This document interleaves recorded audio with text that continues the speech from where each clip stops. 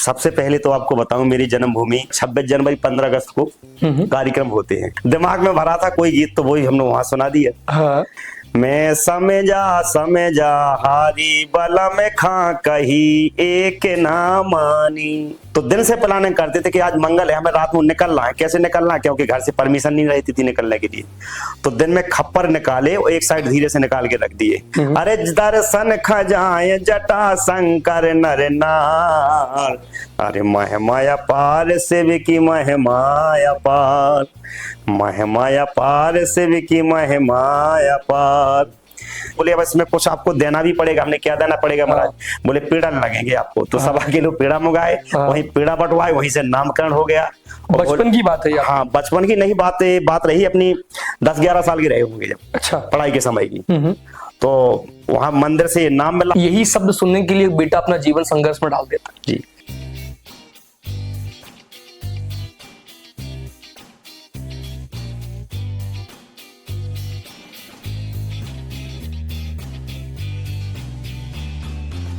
Distance sponsor by Rudraksh hotel Chhatarpur. आप यहाँ आके अपने शादी विवाह समारोह और बेहतरीन डिलीशियस फूड ट्राई कर सकते हैं, Indian, north Indian, south Indian. और आप गर्मियों में स्विमिंग पूल का आनंद ले सकते हैं, जो कि आपके लिए बेस्ट डेस्टिनेशन है।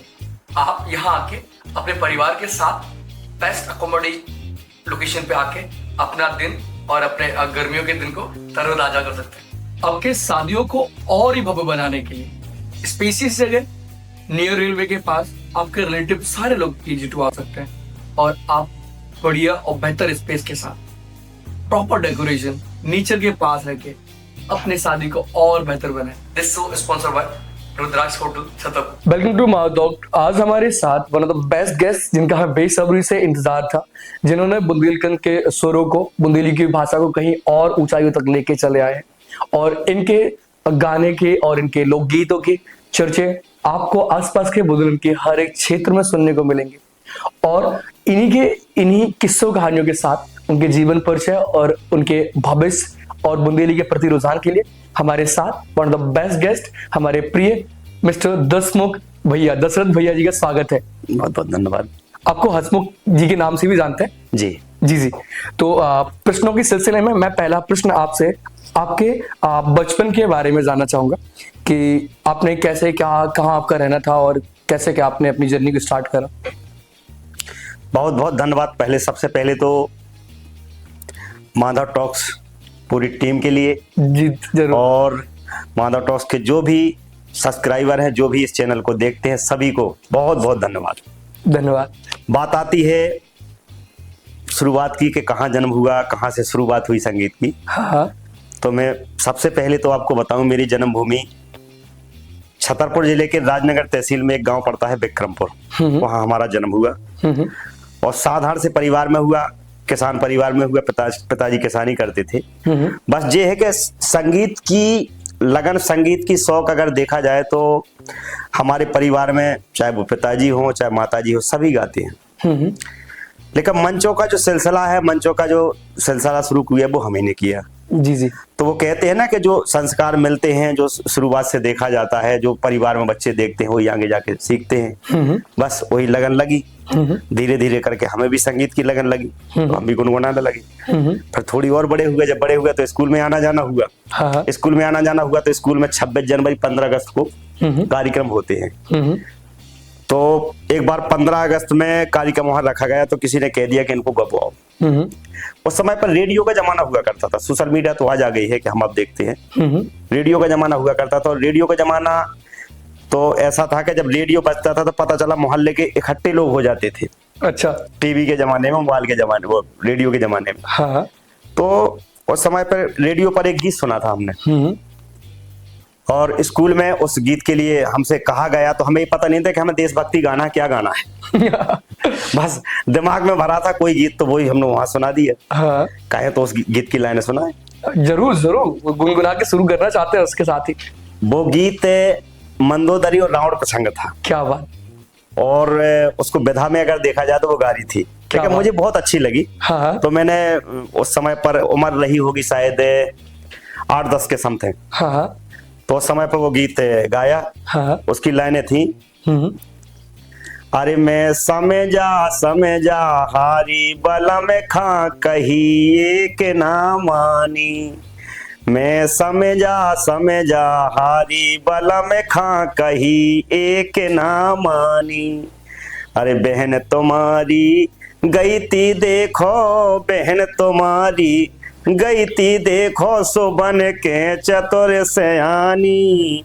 मैं समझा हारी बलम खा कही एक ना मानी। क्या बात, क्या बात। आपने शुरुआत ही इतने अच्छे स्वरों के साथ करी है। आशा करते हैं कि बाकी बातचीत में भी अच्छे रंग भर के हम चलेंगे।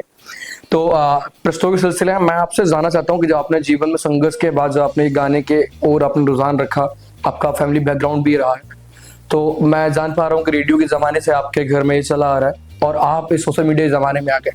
तो पहले के रहन सहन और अब के रहन सहन में काफ़ी फेरबदल हुआ है जी। तो जीवन में कठिनाइयाँ तो आई होंगी। तो जब आपको आर्थिक तंगी के तौर पे गुजरना पड़ा, तो फिर आपने किन किन माध्यमों से अपने आप को वापस से जीवंत रखा?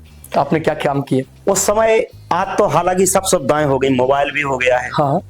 यूट्यूब का भी जमाना हो गया, सब सारी सुविधाएं हो गई। उस समय कोई सुविधा नहीं हुआ करती थी। हाँ। लेकिन संघर्ष की अगर देखा जाए तो एक संगीत की लगन ऐसी होती है कि जब संगीत में आदमी अगर बढ़ जाए उसमें, तो संघर्ष की कोई वो नहीं होती, पराकाष्ठा नहीं होती है। हमारा निवास है जो गांव में, वो गांव से थोड़ा बाहर था, जहां हमारा खेत है, खेत पर हम लोग निवास बनाए थे।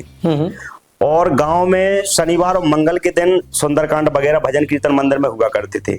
जहां भी हमारा निवास है, निवास के जस्ट पीछे शमशान घाट है। क्या बात। संघर्ष बता रहा हूं मैं, एक संगीत की एक लगन बता रहा हूं।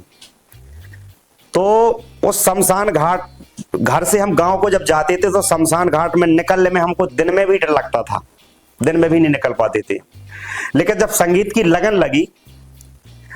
जब लगन लगी तो रात्रि में पता चला कि 9 बजे से वहां मंदिर में हारमोनियम ढोलक सुनाई दी। पिताजी साथ में लेटाते थे, छोटे हुआ करते थे, साथ में लेटाते थे। तो पता चला कि पिताजी के साथ में लेटे हैं। और हमारे घर गांव में कच्चे हुआ करते थे, तो घर के बाहर एक बॉन्डी टाइप की बना दी जाती थी, उस पर खप्पर छाप दिए जाते थे। तो दिन से प्लानिंग करते थे कि आज मंगल है, हमें रात में निकलना है। कैसे निकलना है, क्योंकि घर से परमिशन नहीं रहती थी निकलने के लिए। तो दिन में खप्पर निकाले और एक साइड धीरे से निकाल के रख दिए। दिन में व्यवस्था कर दी कि इधर से चढ़ेंगे उधर से कूद जाएंगे। तो धीरे से जैसे ही हारमोनियम ढोलक की आवाज सुनाई दी, पिताजी के साथ से धीरे से उठे और खप्पर निकाल के एक साइड रखे, धीरे से चढ़े और कूद फांद के निकले। और उस शमशान घाट से थोड़ी देर के लिए आंख मीची और सीधी गदबद लगा के और सीधे मंदिर में पहुंच गए। और जाके वहां पर घंटे 1.5 घंटे बढ़िया मंदिर में संकीर्तन के साथ में, भजन के साथ में बैठे।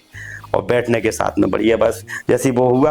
अब गांव के लोग जो दोस्त यार थे वो पूछा करते थे कि क्यों भैया, अब आपको डर तो नहीं लगेगा, हम भेज दें क्या?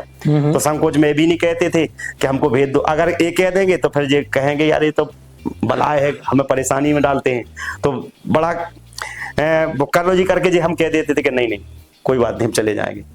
तो वहां से धीरे से फिर आके पिताजी के साथ में सो जाते थे। ऐसा चलता रहा, काफी दिनों तक चलता रहा। किसी ने किसी दिन बता दिया कि तुम्हारा लड़का तो यहाँ आता है, बड़ा अच्छा गाता है। तो पिताजी को अचंभा लगा, कैसा कैसे होता है? वो सोता तो हमारे साथ में, कब जाता है, कैसा जाता है? हाँ। फिर एक दिन उन्होंने पूछा, फिर हमने बताया कि हाँ जाते तो हैं। बहुत मना किया, घर में भी मना किया कि बेटा इस लाइन में नहीं जाना है, तुम्हें संगीत में रातों जगना पड़ता है, शरीर की भी हानि होती है, आंखों से भी हानि होती है, तमाम प्रकार की परेशानियां होती हैं। लेकिन एक जुनून ऐसा था कि संगीत के पीछे पीछे जहां भी जैसा मौका मिला, जहां भी तो मौका अपन ने नहीं छोड़ा। वहां से 8वीं पास करके छतरपुर आए पढ़ने के लिए आए। तब 2-3 गीत हमारे पास ऐसे थे, संग्रह था 2-3 गीतों का। तो पढ़ने की किताबें तो बाद में वो हमने पहले बैग में रख ली। वो किताबें पहले रख के लाए। यहाँ किसी रिश्तेदार के यहाँ हम 1 साल बुआ रहती, हमारी बुआ के पास रहे, पढ़ाई लिखाई की। पढ़ाई लिखाई करते के साथ अपने संगीत का भी सफर जारी रखा। बात आती है एक दिन और आगे की जिला अस्पताल में शिव जी का मंदिर है अपने छतरपुर में, वहाँ किसी कोई हमारे रिश्तेदार आए हुए थे तो उनको हम देखने गए उस दिन, तो वहाँ भजन कीर्तन हो रहे थे। अब संगीत वाला ऐसे आदमी है कि एक नशा होता है, एक संगीत का भी एक नशा है, बिल्कुल अलग अलग नशा होते हैं सबके। तो कलाकारों को भी, एक गाने वालों को भी संगीत का एक नशा होता है। तो मरीज को देखा, मरीज को देखने के बाद हम मंदिर पहुंच गए, वहां गए तो अपना झीका उठाया, झीका बजाने लगे। क्या बात। और जब झीका बजाने लगे तो देखा वहां के जो लोग बैठे थे, यार ये तो अच्छा बजाता है लड़का। 2-3 दिन बराबर आना जाना हुआ तो साथ में बैठने लगे। बोले और क्या करते? हमने गाते भी हैं। बोले अच्छा गाओगी? सुनाओ। तो वहाँ कोई हमने गीत सुनाया, बहुत अच्छा लगा। क्या गीत सुनाया? जरूर हम भी सुनना चाहते हैं, कुछ 2 बोल जरूर गीत के सुनना। जी जी जी जी, वहाँ गीत हमने सुनाया। हाँ। अरे दर्शन खा जाए जटा शंकर नर नार, क्योंकि शंकर जी जटा शंकर धाम है अपना, बिल्कुल, और शंकर जी का वहां स्थान है, तो 2 लाइनें गाई।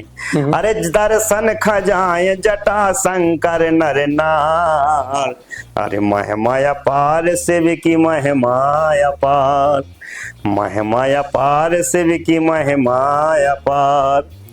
देखो पहाड़ों पे आसन लगाई, देखो पहाड़ों पे आसन लगाई, जहां जटा शंकर बा नगरी कहाई। अरे कई एक भक्तन खांदो शिव जी ने तार, महिमाया पार शिव की महिमाया पार, महिमाया पार शिव की महिमाया पार। इस गीत को गाया, बड़ा प्रशंसा की लोगों ने। फिर वहां जाते थे, बढ़िया हंसी मजाक होती थी। अब कहा जाए कि हमारा हंसमुख नाम कहाँ से हमें मिला? जरूर। वैसे हमारा नाम है दशरथ श्रीवास। अच्छा, ठीक है। लेकिन अब दशरथ के अलावा आज बुंदेलखंड में जो भी लोग जानते हैं तो हंसमुख के नाम से ज्यादा जानते हैं, दशरथ हंसमुख के नाम से जानते हैं। जी जी।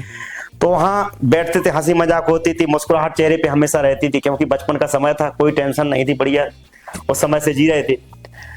तो एक दिन पुजारी जी ने किया कि इनका नामकरण किया जाए। तो उन्होंने महाराज बिल्कुल हो जाए, क्या करना है बताओ। तो बस उन्होंने बातों में बोले बस कुछ नहीं है, आपका नाम आज से हंसमुख रहेगा। क्या? तो उन्होंने नाम रख दिया। बोले अब इसमें कुछ आपको देना भी पड़ेगा। हमने क्या देना पड़ेगा महाराज? बोले पेड़ा लगेंगे आपको। तो सभा के लोग पेड़ा मंगाए, वहीं पेड़ा बंटवाए, वहीं से नामकरण हो गया। बचपन की बात है यार? हाँ, बचपन की नहीं, बात रही अपनी 10-11 साल की रहे होंगे जब। अच्छा, पढ़ाई के समय की।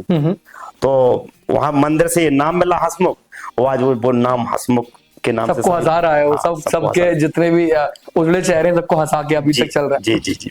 और इन्हीं के साथ मैं जानना चाहता हूँ कि आप बुंदेली में जब उतरे तो आपको और भाषाओं के गाने भी सुनने मिलेंगे। तो ये तो स्वाभाविक है कि आप बुंदेलखंड में पैदा हुए हैं तो बुंदेली के प्रति रुझान रहेगा। लेकिन हर एक कलाकार का कहीं ना कहीं मानना होता है कि वो उन चीजों को गाए जो और जगह प्रचलित हो रही है, क्योंकि अन्य भाषाओं के गाने भी, हिंदी गाने भी बहुत चलते हैं जी। तो फिर क्योंकि उसमें पैसा भी अच्छा है और आपने बुंदेली को चुना जी, तो इसमें और उस और कलाकारों की तरह आपने और भाषाओं को चुनना क्यों पसंद नहीं करा?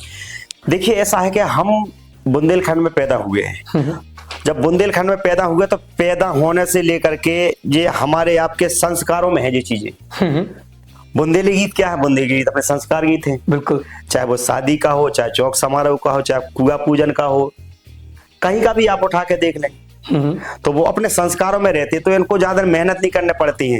ये तो आपका रुझान अगर रहेगा तो ये ऑटोमेटिकली अपने जीवन में आ जाएगा। हम वही चीज अपने पिताजी से भी सुनते हैं, कहीं रिश्तेदारी में भी जाते हैं, शादियों में जाते हैं, चौक में जाते हैं, तो वही चीजें सुनते हैं, सुनते वो दिमाग में सब पड़ जाती हैं।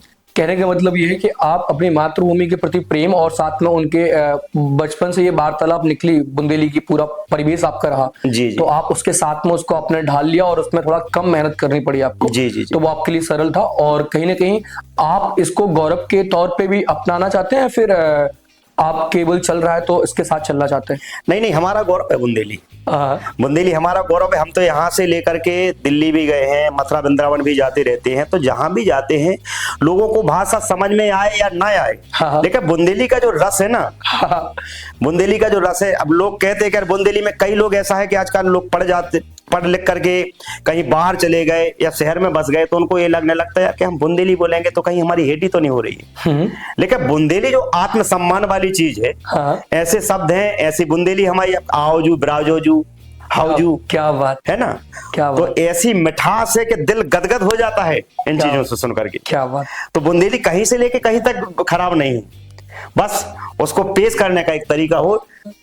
जैसे कि आपका मैंने शुरुआत में जो परिचय दिया है, तो आप बुंदेली में अगर मैं परिचय देता तो मैं बोलता कि भैया और आप सबको स्वागत है आपके अपने चैनल माधव टॉक में, और हमारे संग आज बिराजे हम आपके सबके बड़े भैया अपने दशरथ भैया का स्वागत है जी।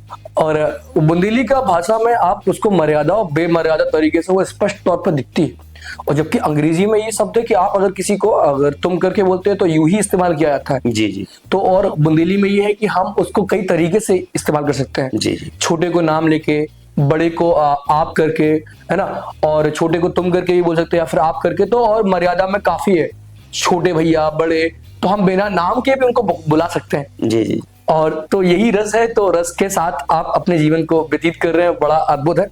मैं जानना चाहता हूं कि आपके पिछले 10 संघर्ष के साल रहे हैं, तो उनमें आपने कैसे अपने आप को बाउंस कर करके नेगेटिविटी के साथ और पॉजिटिव की ओर रखा और काम को निरंतर करते रहे, तो इसके बारे में आपकी पुरानी कहानी जानना चाहूंगा। क्या देखिए ऐसा है कि समय के साथ में समय जो परिवर्तन है, आज संगीत भर नहीं है, हर क्षेत्र में समय बदल रहा है। बिल्कुल ठीक है ना, जैसी समय अपडेट हो रहा है उसी समय से उसी तरीका से हर कुछ बदल रहा है ना। उसी प्रकार से बुंदेली गीतों में भी बदलाव आया है। कलाकार जैसे हम उस समय के कलाकार हैं, जो पुराने कलाकार हैं, जिन्होंने बुंदेली को बहुत अच्छे से सुना है, बुंदेली के संस्कार लिए हैं, अपने घर परिवार के संस्कार लिए हैं, वो बुंदेली से हट के कहीं नहीं जाएंगे, वो अपने बुंदेली को ही लेके चलेंगे। लेकिन अब आजकल के कलाकार देखे जाए, आजकल की बुंदेली को देखे जाए, तो अब पता चला कि बुंदेली के जो शब्द हैं, आजकल के कलाकारों को तो बुंदेली के शब्द भी नहीं आते पूरे। क्या बात, ये बहुत बहुत दिमाग में बोझ डालने वाली बात है कि कैसे आप वहां रह रहे हैं। आप अब गांव जाते हैं तो गांव में जब शब्द सुनते हैं तो कई शब्दों के तो अर्थ भी लोग नहीं जानते हैं। बिल्कुल, है ना, तो इस पे हमें जानना बहुत जरूरी है और आगे पीढ़ी को अपनी धरोहर देना जरूरी है। बाकी अपना रुझान बरकरार रखना चाहिए, इसमें अपन को रुझान रखना चाहिए, अपनी बुंदेली के लिए समर्पित रहना चाहिए। बिल्कुल, है ना। और आजकल ये भी होता है कि सबसे ज्यादा कम समय में ज्यादा पॉपुलर होना, हाँ, लोगों की एक सोच बन गई है। बिल्कुल, है ना, तो अपने मूल मिट्टी को भूल जाते हैं। हाँ, मूल मिट्टी को भूल जाते। वो नदी कैसा बहाव है ना कि जल्दी से आएगी और जल्दी से चली जाएगी, लेकिन जो धारा पर भाई एक सी धारा बहेगी वो हमेशा चलेगी। बिल्कुल है। बुंदेली संस्कारों के लिए अगर कलाकारों को देखा जाए, आप देख लो बुंदेलखंड के कलाकार ऐसे कलाकार है कि आज भले ही ताल का कोई कलाकार मचा है, लेकिन कई कलाकार ऐसे हैं कि जिनके आज भी शादी ब्याह में वही गीत गपते हैं। क्या बात, संस्कार वाले गीत गपते हैं, पारंपरिक गीत गपते हैं। ना वो कभी मिटे हैं ना वो कभी मिट पाएंगे, क्योंकि वो हमारी बुंदेलखंड की खुशबू है वो गीतों की। तो पारंपरिक गीतों में से बधाई गीत भी होते हैं, तो कोई एक आध बधाई गीत जरूर आप थोड़े से शब्दों में सुनाना चाहेंगे। तमाम प्रकार के बधाई गीत है, जैसे चौक समारोह के, जैसे कोई बच्चा होता है उस समय पर बधाई गीत गाए जाते। अरे आज दिन सोने के महाराज, आज दिन सोने के महाराज, सोरहन गऊ के गोबर मंगाए, सोरहन गऊ के गोबर मंगाए, सो ढेग धरे अंगन ले पाए महाराज, हरि आज दिन सोने के महाराज। क्या बहुत ही अद्भुत। बुंदेली को हमने देखा है कि जैसे हम कई बार वृंदावन भी गए तो वृंदावन में हमने देखा कि वहां तो हिंदी भजन चलते हैं, ब्रज भाषा के भजन चलते हैं, और हमें कहीं मौका मिला और हमने गाया तो हमने अगर बुंदेली को भी गाया तो वहां तो देश भर के और ऑल वर्ल्ड के लोग आते हैं, तो वहां भी बुंदेली को बहुत अच्छे से सुना, बहुत अच्छे से पसंद किया गया। बहुत, तो बुंदेली में वो मिठास मिलती है देखने के लिए। और आपको एक बात मैं और सूचित कर दूं, अब हम आप भारत के हिस्सा हैं और हम उसके लिए अग्रसर रहेंगे हर एक चीज करने को, ताकि हम उसको और गौरवान्वित कर पाए, लेकिन उससे पहले हम बुंदेलखंड का हिस्सा है। तो ये माधव टॉक पूरे भारत का चैनल है जो आप सबके अनुकंपा और सहयोग से चल रहा है। तो इसमें हमारा अभी अगर आप उस पर जाके देखेंगे तो हमने प्रथम लिखा है कि हम बुंदेलखंड का आगे गौरवान्वित करने के लिए, इसको आगे ले जाने के लिए, क्योंकि ये बुंदेलखंड का ही हमारा है। अगर हम आप लोगों के साथ नहीं बड़े हुए होते, क्योंकि आप हमारे ज्येष्ठ भ्राता के नाते आप लोगों का बहुत सहयोग रहा है कि हमें यहाँ तक पहुंचाने के लिए, तो शायद आपको याद भी होगा कि हम बचपन में बहुत छोटे थे, तब से आप हमें जानते हैं। तो इन्हीं के साथ साथ मैं आप लोगों से सीख के तो बुंदेली को मैं भी चाहता हूं कि हम जिस माटी के हैं उस पर गौरव करना जरूरी है। हम भारत के अंग हैं, वो हमारे लिए बहुत सौभाग्य की बात है, लेकिन उससे बड़ी सौभाग्य की बात है कि हम बुंदेलखंड माटी के हैं। तो इस पे किसी ने एक बहुत बोला था कि जन्म दइयो विधाता बुंदेलखंड में, तो ये कुछ रसदार तरीके से आप बोल सकते हैं, ऐसी माटी ना भारत के खंड खंड में। तो इसको आप अपनी भाषा में गा के थोड़ा बता सकते हैं? अरे ऐसी माटी न भारत के खंड खंड में, जन्म दइयो विधाता बुंदेलखंड में, जन्म दइयो विधाता बुंदेलखंड में। एक गीत और गाया करते थे जो बुंदेली लोकगीतों के सम्राट हो गए हैं, हाँ। पंडित पूजनीय परम पूजनीय पंडित श्री देशराज पटेरिया जी। क्या बात। एक गीत उन्होंने गाया था जो हर मंचों पर गाया करते थे। हाँ। अरे अपने बुंदेलखंड मैया बड़े बड़े हो गए रिगुइया, अपने बुंदेलखंड मैया बड़े बड़े हो गए रिगुइया।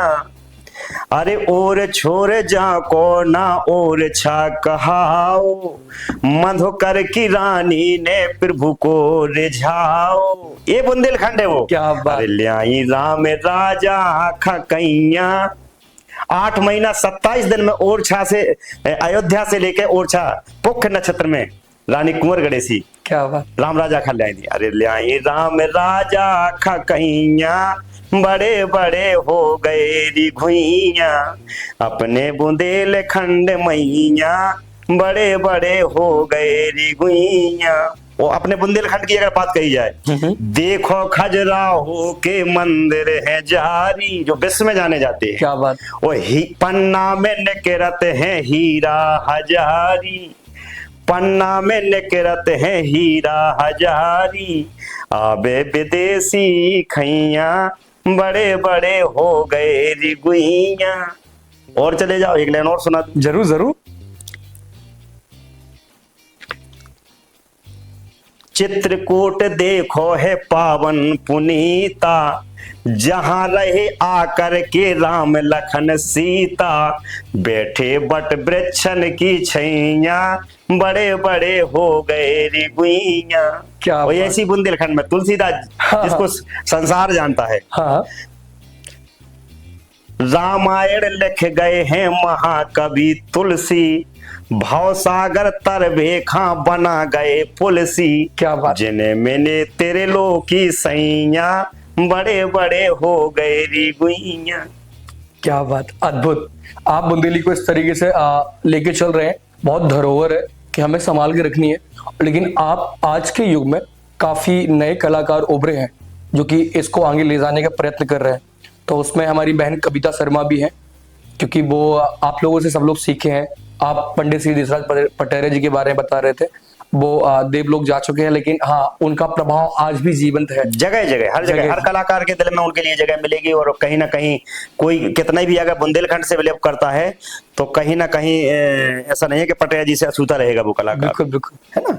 तो अभी नए युवा कलाकारों में हमारे प्रिय परम आदरणीय हमारे बड़े भाई परशुराम अवस्थी जी भी हमारे साथ आए थे, वो नए कलाकारों में हैं। लेकिन मुझे पता है कि जिस प्रकार से आपने बुंदेली को जिया है और आप जीते आ रहे हैं और उनके साथ में रह के अब तक यहाँ तक आए हैं, तो आप लोगों का बहुत बहुत ही ज्यादा योगदान है। क्योंकि अब ये बुंदेलखंड में जो युवा है वो इस तरफ आकर्षित नहीं होते अगर आप लोग निरंतर चल के नहीं आगे चलते।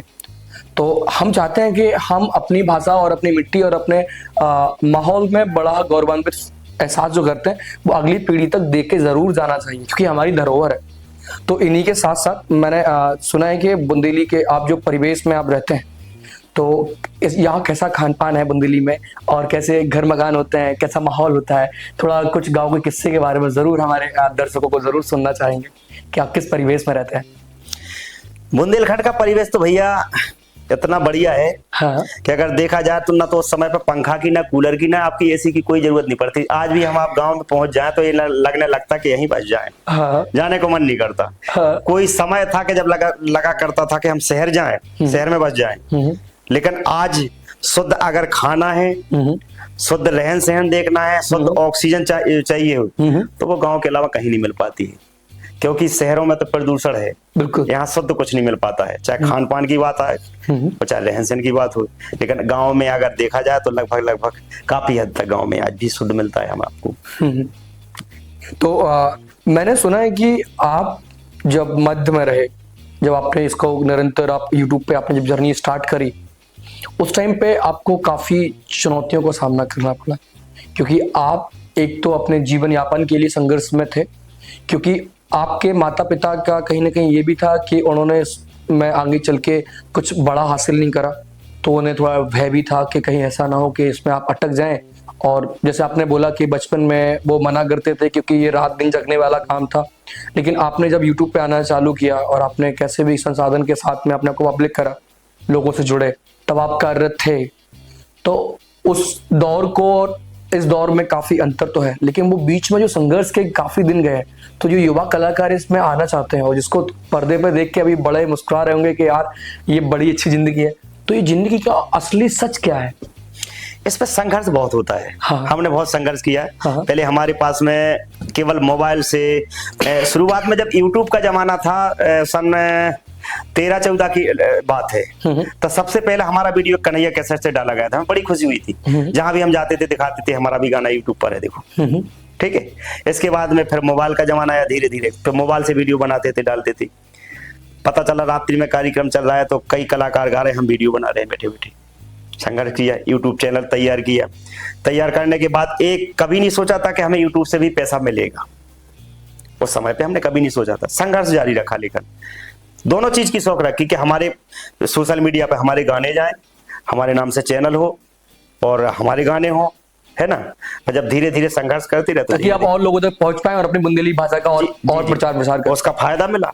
आज यूट्यूब के माध्यम से कहीं भी खड़े हो जाएं, यहाँ से लेकर हम 400-500 किलोमीटर के एवज में भी कहीं भी खड़े हो जाएं, वहां अगर बुंदेली को सुनने वाला होगा तो जरूर कहेंगे आप दशरथ हंसमुख छतरपुर से हैं क्या। बिल्कुल। तो ये पहचान मिली है सोशल मीडिया से। तो संघर्ष के लिए तो बहुत संघर्ष किया। उस समय पे माता पिता को, घर परिवार वालों को लगता था कि चलो ये तो फालतू फिर रहे हैं, कुछ नहीं है। लेकिन अब जब देखा कि 4 पैसे आ रहे हैं, है ना, रात्रि में जब जाकर करते हैं, कार्यक्रम करके आते हैं, तो वैसे भी आते हैं, कभी कभी यूट्यूब से भी आ जाता है, तो लगने लगा कि चलो हमारी मेहनत सार्थक हो रही है, हम सफल हुए। तो अब आपको अगर उस दौर पे आपने जब यूट्यूब पे जर्नी स्टार्ट करी, तो आपका ये मानना नहीं था कि पैसे, आपका मानना था कि हम और लोगों तक पहुंचे।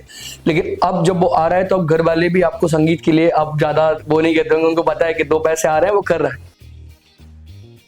खुशी होती है। क्या है कि जब जैसे घर परिवार के जाते हैं, कहीं मिलते हैं, और अब तो ये आलम हो गया कि अपने बुंदेलखंड में होता कि उनने किसके बेटे हैं, उनके बेटे हैं, है ना। और जब बेटा का कहीं नाम मांगे जाता है, जब बेटा का कहीं नाम मांगे जाता है, तो गांव में चर्चा होती है कि जी उनके पिताजी हैं। क्या बात।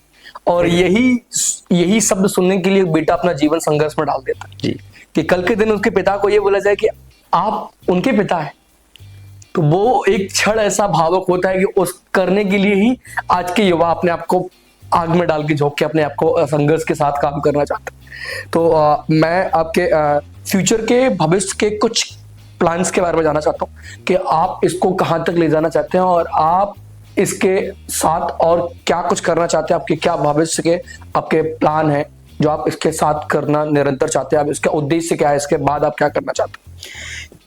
उद्देश्य की बात तो यही है। अपना उद्देश्य तो शुरू से यही रहा, जब से गायन शुरू किया या बुंदेली में रहे, सीधा सीधा रहा है कि अपन बुंदेलखंड में पले पुसे, बुंदेलखंड में अपन गा रहे हैं, तो बुंदेली को संरक्षण करना। अगर हम चाहें तो हम भी 4 गीत गा करके फेमस हो सकते हैं, ऊट पटांग गा दें, हाँ। ठीक है ना, तो फेमस हम भी हो जाएंगे। फेमस ऐसा नहीं कि फेमस नहीं है, अपने लेवल पे आज भी फेमस है, लेकिन अगर चाहे कि हम देखें, लेकिन वो क्या है कि 4 दिन के लिए फेमस हो जाएंगे और फिर जहां के तहां हो जाएंगे। हमारा ये मानना रहता है कि कुछ ऐसा करके जाएं, कुछ ऐसे गीत गाएं कि जो हमेशा हम रहें या ना रहें, लेकिन हमारे गीत हमेशा सुनते रहे लोग। क्योंकि मैंने ये देखा है कि बुंदेली भाषा में आपके, मैंने जो गाने अधिकांश सुने हैं, सब में मुझे बुंदेलखंड का एक सौंदर्य दिखा है और लोग उस सौंदर्य के लिए ही आपको देखते हैं और आप तक इतने आगे आपको पहुंचाया। तो हम उन सबको, क्योंकि आगे वाली पीढ़ी उसको कम सुनती है, मैंने आपके व्यूअर्स को देखा है, आपके जो बॉस टाइम जो आपके देखते हैं, तो वो ओल्ड एज हैं, आफ्टर 30-40 के बाद वाले लोग हैं, बहुत कम लोग हैं जो नए अवस्था आपको सुनती है, ये आप भी समझते हैं उस चीज को। लेकिन मैं ये जानना चाहता हूँ कि जो नए लोग बुंदेली को धूमिल तरीके से सुनते हैं, वो भाषा का अनर्थक शब्दों का प्रयोग करके उसको तोड़ मड़ोड़ के गाली गलौज या फिर गलत तरह भाभी भैया करके उद्देश्य से जो गलत तरीके से प्रेजेंट करते हैं, हाँ उससे उनको पैसा मिलता है, लोग ज्यादा सुनते हैं क्योंकि लोग आदी हो चुके हैं नेगेटिविटी सुनने के। तो आप उस प्रति चिंतन कितना करते हैं और आप क्या चाहते हैं, उनको क्या संदेश देना चाहते हैं कि आप इस तरीके से इसका ना दोषण करें बुंदेली? वो कहाँ तक जाएंगे, हाँ जाने के बाद वापसी कहाँ आएंगे, वही चीज अच्छी लगेगी।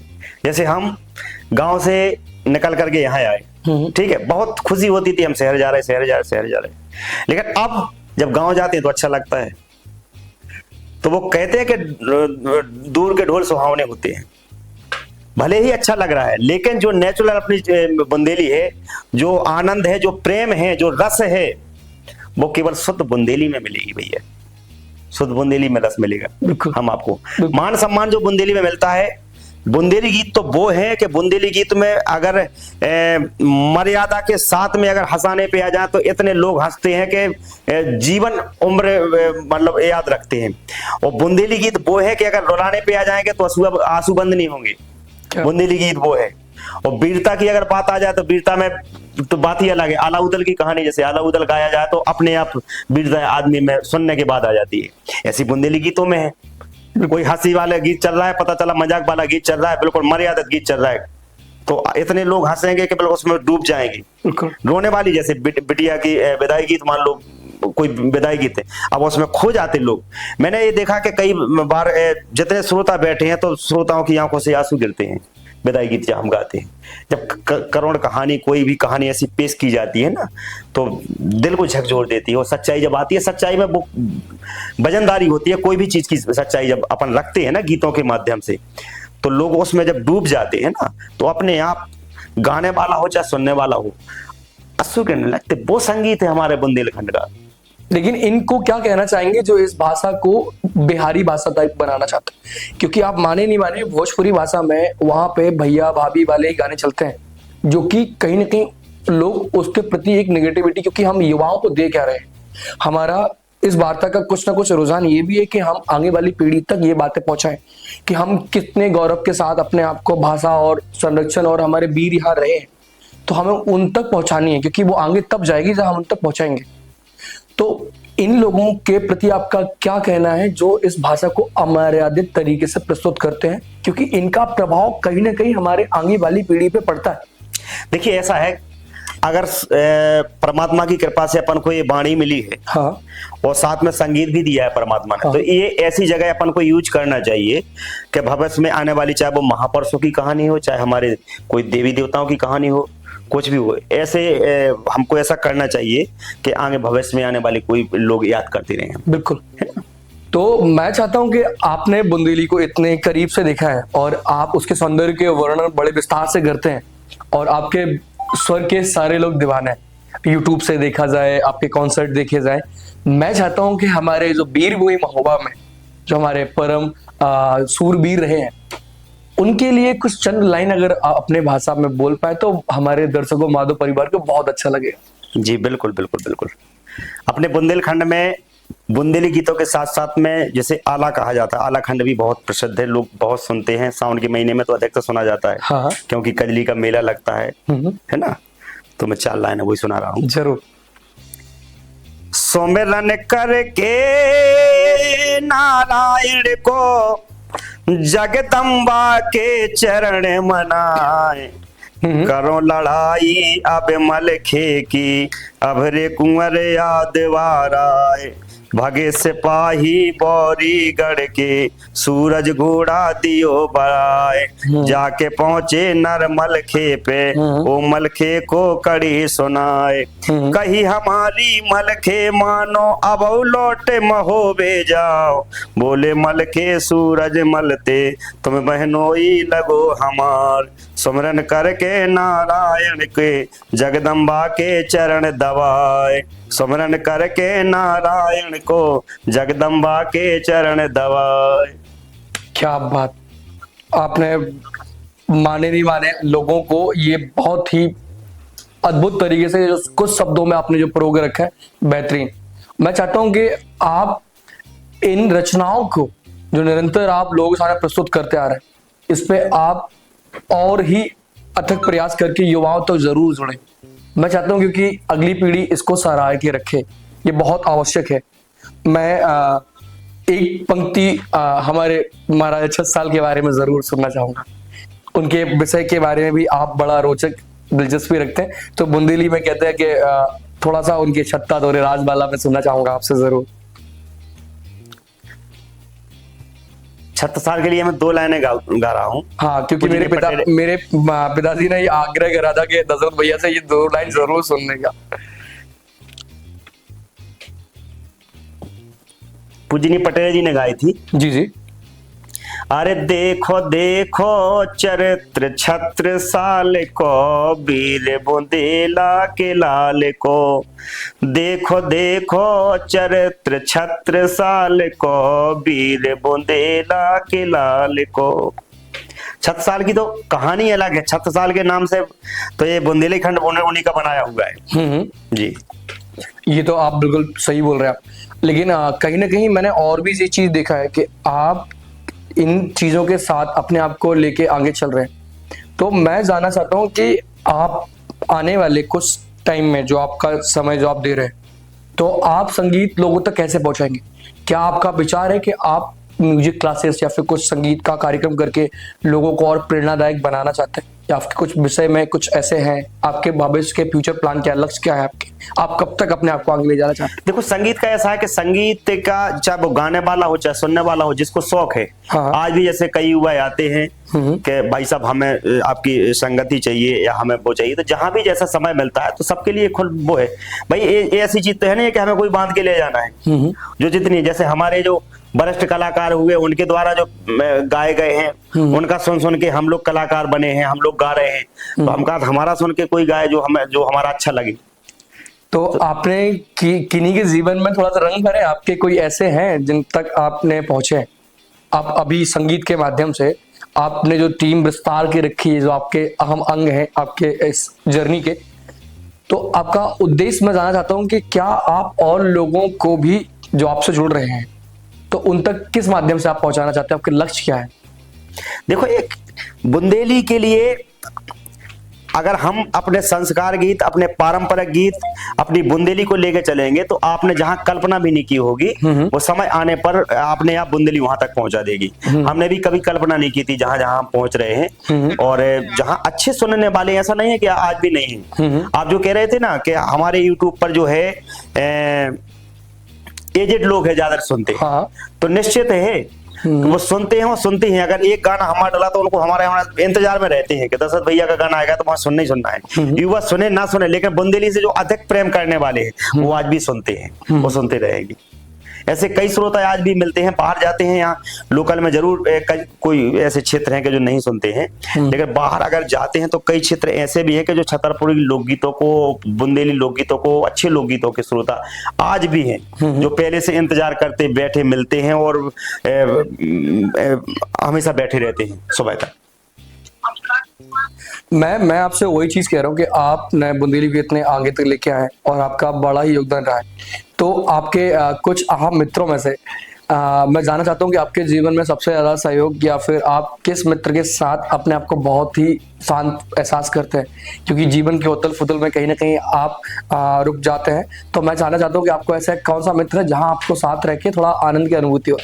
संगीत के साथ। संगीत में मित्र नहीं कहेंगे हम, अपने मार्गदर्शक कहेंगे। हाँ, गुरु तुल्य मार्गदर्शक कहेंगे। हाँ। देखिए ऐसा है कि संगीत के लिए सबसे पहले तो अगर देखा जाए तो मैंने जैसे कहा था कि ऑडियो कैसेट से शुरुआत हुई थी हमारी। हाँ। तो ऑडियो कैसेट के जमाने में सबसे पहले मैंने पूजनीय पटेरिया जी की कैसेट, पूजनीय चंद्रभूषण पाठक जी की कैसेट, पूजनीय उर्मिला पांडे जी की, लक्ष्मी त्रिपाठी जी की, ऐसे जो उस समय पे टॉप क्लास पे मान लो जो बुंदेली बिल्कुल शुद्ध बुंदेली गा रहे थे, मैंने सभी की ऑडियो कैसेट सुनी।